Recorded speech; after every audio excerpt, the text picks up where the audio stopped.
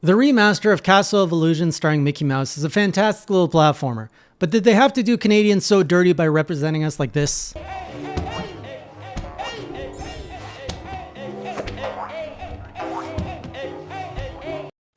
Hey J Completes!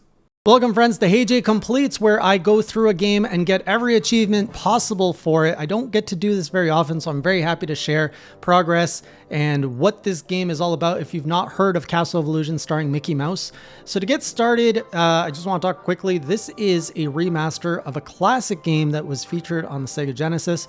At least that's where I played it. I am by no means an expert on the lore and the history and the background of this. I know that was a game that was very popular in the 90s. Pretty sure it was only on the Sega Genesis. There was a few series in this franchise. There was another one with Donald Duck, which I forget what the name is. It was Mickey Mouse and Donald Duck.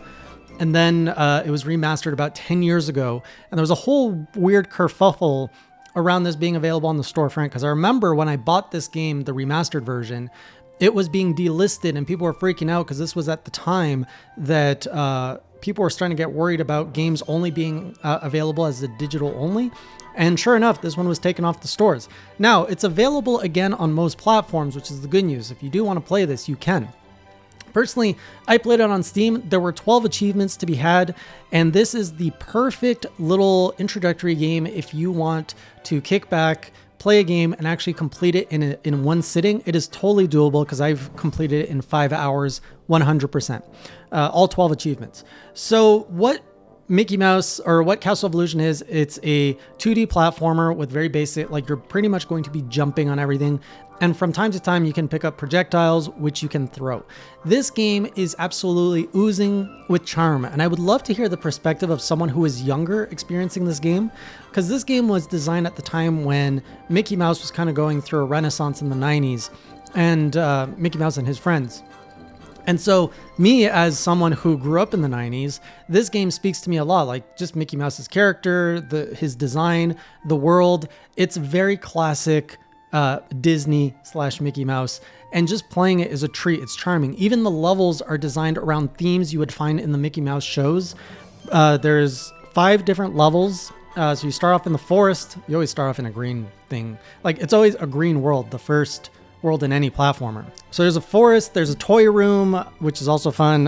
Ruins, that one was less interesting. It's not very iconic in any way. It kind of felt like a DuckTales level, but there's not too much iconic. And there's swimming, and I don't like swimming in games, especially 2D platformers. There's a castle level, which is pretty cool. There's a whole like clock tower area. Now that I've played Castlevania, I was like, oh, this is very reminiscent of Castlevania. So maybe there was some inspiration there. And there is a library level, which is also super fun because you jump into a sweets world where you like jump on Oreos and everything is made of candy, which is super awesome. Now, I vaguely remember playing this in the 90s, and it feels very familiar. Like, I think the remaster recreates most things one-to-one just with an updated coat of paint, and it feels fantastic. The music is iconic, also great. The effects, the rendering, everything's perfect. One thing, though, is when I played this in the 90s and playing it again, this game felt a little unfinished in some parts, and I'm going to explain why. And those parts have translated to the remaster. So this whole game, what is the even plot of this game? It's Maleficent, who is the villain, kidnaps Minnie from Mickey, and it's up to Mickey to go to the castle, which is the Castle of Illusion. And you jump through these portals, very much like the Mario 64 painting thing. And you're out to try to get these gems or diamonds. They kind of look like the Chaos Emeralds, honestly. To build a bridge to go to the tower where Maleficent is to rescue Minnie. So very classic damsel in distress, go save your honey. So every level pretty much has a diamond in it to unlock. And usually you get 2 levels. And then you get a boss level. So every region has kind of 3 zones. Also like Sonic the Hedgehog, I think. There is, towards the end though, like by the 3rd or 4th world, there isn't even a boss at the end. You just kind of walk up and the diamond is just sitting there. And I think they've done that once or twice. And I'm just like, where's the boss? Why isn't there a boss here? Or was there supposed to be a whole other world that was scrapped? I'm sure someone who has probably worked on the development of this way back in the 90s could have some backstory to share on this. But those parts did feel finished. It did feel like there was supposed to be more worlds in this castle, but for whatever reason, it got axed and they're just like, here's a diamond, keep on going. So in every level, the levels are pretty easy. The enemies, you just jump on them. Sometimes you have to jump on them to get access to other parts, kind of like what you would see in Donkey Kong. There's collectibles in every level. So every level you have 75 diamonds to collect, which are like your coins. And those can actually be quite challenging to find. I personally struggled the most with that achievement. It was my last one, which is to get all 800 diamonds in the game, because you have to go through the levels over and over to find it. That said, each level takes about 3 to 4 minutes to go through, so it's not too bad. And then every level has a unique item, which is either a chili pepper, Donald's chili pepper, or a magic card, which are usually hidden off in... So if you're good at platformers, you'll probably find it. If you're new to platformers, it'll probably be a good challenge. I personally thought it was a like adequate challenge. And then there's statues as well. 2 pieces of a statue in each world, and when you get them, you actually build a statue inside the castle. Now, what's cool is I love the design of having a hub world that you can walk around and explore, and the more things you collect, the more of the castle you fill up. So for example, to unlock other doors, you need diamonds to access them, very much like Mario 64's Power Stars.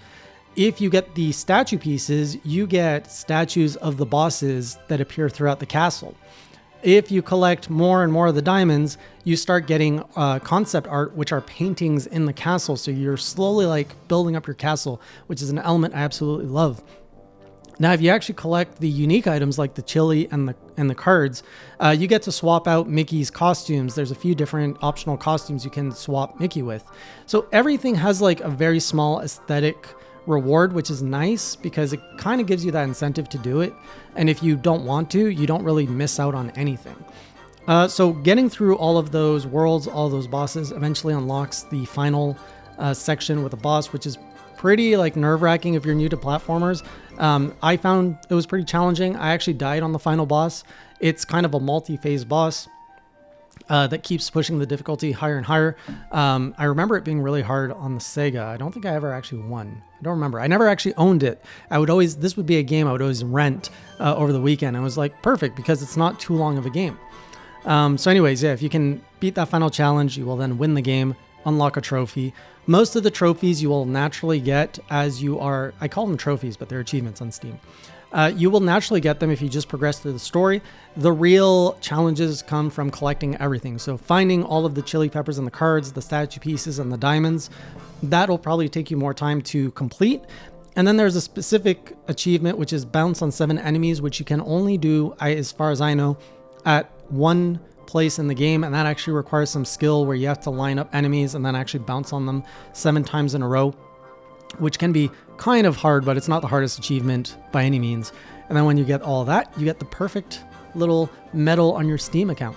So if that sounds interesting, I really recommend it. I don't think it's too expensive. Perfect way to spend a night if you're into platformers or if you're a fan of Mickey. It's a very friendly game with some good challenges to be had. Either way, you should definitely just experience it for what the team has done with the remaster, the music, because it sounds and plays really great. And I had a lot of fun with it.